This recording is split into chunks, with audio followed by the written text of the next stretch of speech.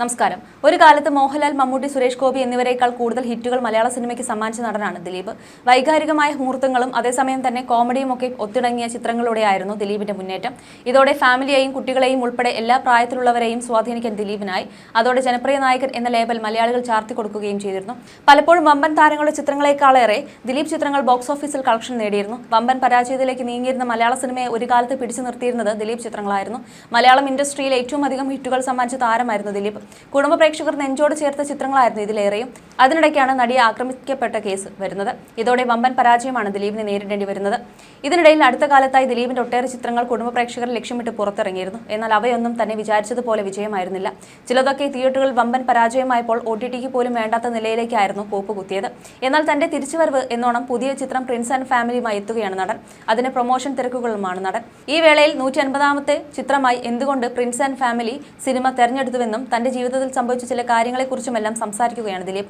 ഞാൻ സിനിമയിൽ വരുന്ന സമയത്ത് മമ്മൂട്ടി, മോഹൻലാൽ, ജയറാം, സുരേഷ് ഗോപി, പിന്നെ മുകേഷ്, ജഗദീഷ്, സിദ്ദീഖ്, സായികുമാർ എന്നിവരാണ് നായകന്മാരായി ഉണ്ടായിരുന്നത്.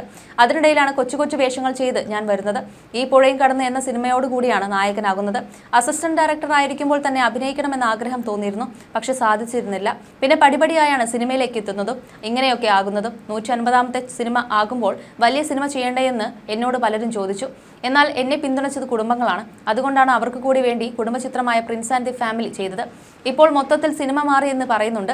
സിനിമയുടെ ട്രീറ്റ്മെന്റിൽ പറയുന്ന രീതിയിൽ കണ്ടന്റുകളുടെ വ്യത്യാസം വരുന്നുണ്ട്. നമ്മൾ കഴിഞ്ഞ 30 വർഷമായി പലതരം സിനിമ ചെയ്തു. ഹ്യൂമറിന്റെ പീക്ക് ചെയ്തു കഴിഞ്ഞു. നമ്മളെ സംബന്ധിച്ച് ഇനി എന്ത് ചെയ്യും എന്ന അവസ്ഥയുണ്ട്. ഞെട്ടിപ്പിക്കുന്ന തരത്തിലുള്ള ഹ്യൂമർ നമ്മുടെ മുൻപിലേക്കും വരുന്നില്ല. ലാലേട്ടൻ അടക്കമുള്ളവരെ കുറിച്ച് ആരാധകർക്ക് വലിയ പ്രതീക്ഷയാണ്. കാരണം കഴിഞ്ഞ 30 വർഷമായി പലതരത്തിലുള്ള സിനിമകൾ കണ്ടു കഴിഞ്ഞു. ഇനി പുതിയതായി നിങ്ങളിൽ നിന്ന് എന്ത് എന്ന് ചോദിക്കുമ്പോൾ ഞങ്ങളും ചോദിക്കുന്നത് അതാണ്. പുതിയതായി എന്താണെന്ന് വേറൊരാൾ കൊണ്ടുവരികയാണല്ലോ.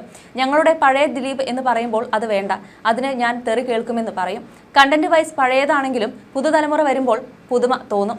എന്നാൽ ഞങ്ങൾ അഭിനയിക്കുമ്പോൾ അത് പഴയതാവും. ഇതുവരെ കൈവയ്ക്കാത്ത രീതിയിലേക്ക് നമ്മൾ മാറണം. പക്ഷേ നമ്മളിലേക്ക് അത് വന്നാലല്ലേ മാറാൻ സാധിക്കും. ഇതുവരെ ചെയ്തതൊക്കെ മുൻപ് കമ്മിറ്റ് ചെയ്ത പടങ്ങളാണ്. എന്നാൽ പ്രിൻസ് ആൻഡ് ദി ഫാമിലി, ബബബബ ഒക്കെ പുതിയ തലമുറയിലെ സംവിധായകർക്കൊപ്പം ചെയ്യുന്ന പടങ്ങളാണ്. ബബബബ വലിയ സ്കെയിലിലുള്ള പടമാണ്. 5 വർഷമായി ഞാൻ അങ്ങനെയുള്ള പടങ്ങൾ ചെയ്തിട്ടില്ല. സിനിമ കാണുമ്പോൾ പലരും പറയും ദിലീപ് വളരെ ഗ്ലൂമി ആയിട്ടാണ് അഭിനയിക്കുന്നതെന്ന്. അത് കഥാപാത്രങ്ങളാണ് ഗ്ലൂമിയാക്കുന്നത്. എപ്പോഴും സങ്കടമാണെന്ന് പറയും. സങ്കടമൊക്കെ ഉണ്ട്. എന്നാൽ ക്യാമറയ്ക്ക് മുന്നിൽ വരുമ്പോൾ കഥാപാത്രത്തോട് നീതി പുലർത്താൻ ശ്രമിക്കും. പ്രശ്നങ്ങളൊക്കെ ജീവിതത്തിൽ ഉണ്ടായിട്ടുണ്ട്. കുടുംബം, അതിന്റെ സഫർ ചെയ്ത വിഷയങ്ങൾ, കാര്യങ്ങൾ എങ്ങനെയും രക്ഷപ്പെടണം എന്ന് വിചാരിച്ച് നടക്കുന്ന ആൾക്കാർ. സിനിമ പൊട്ടിയാൽ പോലും നമുക്ക് പ്രഷറാണ്. പക്ഷേ ക്യാമറയുടെ മുന്നിൽ കഥാപാത്രമാണ്. കട്ടിനും ആക്ഷനും ഇടയിലുള്ള കഥാപാത്രം ഡിമാൻഡ് ചെയ്യുന്നത് നമ്മൾ നൽകണമെന്നും ദിലീപ് പറഞ്ഞു.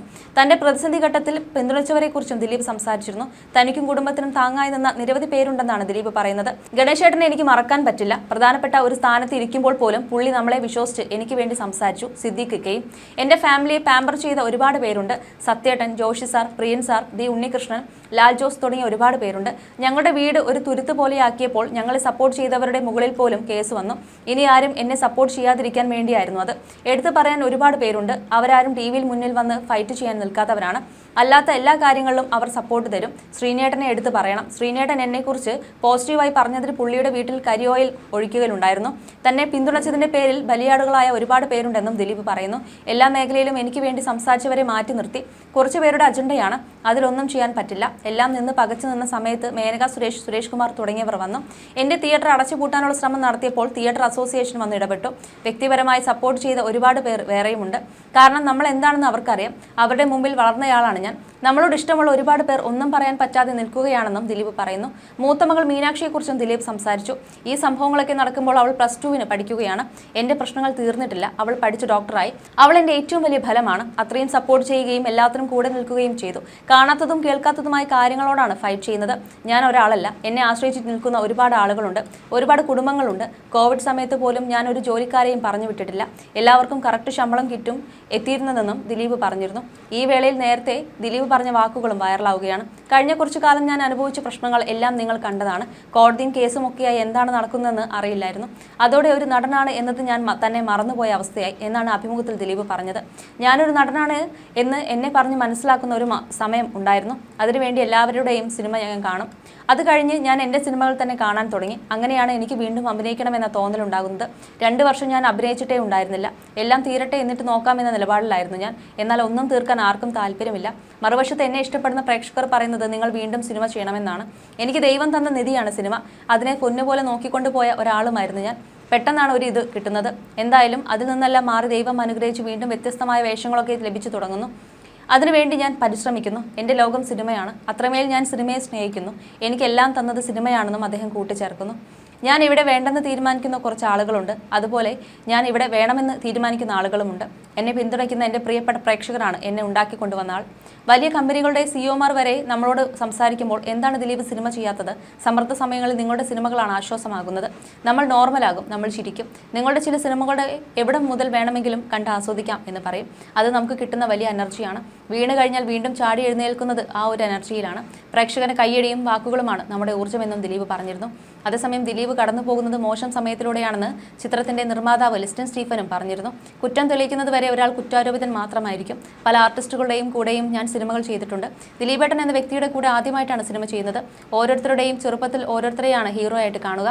എൻ്റെ ചെറുപ്പത്തിൽ ദിലീപേട്ടൻ വളരെ വലിയ ഹീറോയാണ്. എന്നെ സംബന്ധിച്ച് എന്നെ ഒരുപാട് ചിരിപ്പിച്ചിട്ടുള്ള ഹീറോയാണ് ദിലീപേട്ടൻ. അദ്ദേഹം അഭിനയിച്ച സിനിമകളുടെ ലൊക്കേഷനിൽ പോയിട്ടുണ്ട്. പിന്നീട് ഞാൻ സിനിമയിലേക്ക് വന്നു. പല നായകന്മാരുമായി സഹകരിക്കാൻ പറ്റിയിട്ടുണ്ട്. ദിലീപേട്ടനുമായി ആദ്യമായി സഹകരിക്കുന്ന സിനിമയാണിത്. പക്ഷേ നമ്മളൊരു സിനിമ എടുക്കുമ്പോൾ നിർമ്മാതാവിനെ സംബന്ധിച്ച് റിസ്ക് ആണ്. എല്ലാവർക്കും നല്ല സമയമുണ്ട്, മോശം സമയമുണ്ട്. ദിലീപേട്ടൻ്റെ മോശം സമയത്തിലൂടെയാണ് അദ്ദേഹം കടന്നു പോകുന്നത്. അത് മറച്ചു വെക്കേണ്ട കാര്യമില്ല, എല്ലാവർക്കും അറിയുന്നതാണ്. ആ സമയത്താണ് ഞാൻ ഈ സിനിമ ചെയ്യുന്നതെന്നുമാണ് ലിസ്റ്റൻ സ്റ്റീഫൻ പറഞ്ഞത്.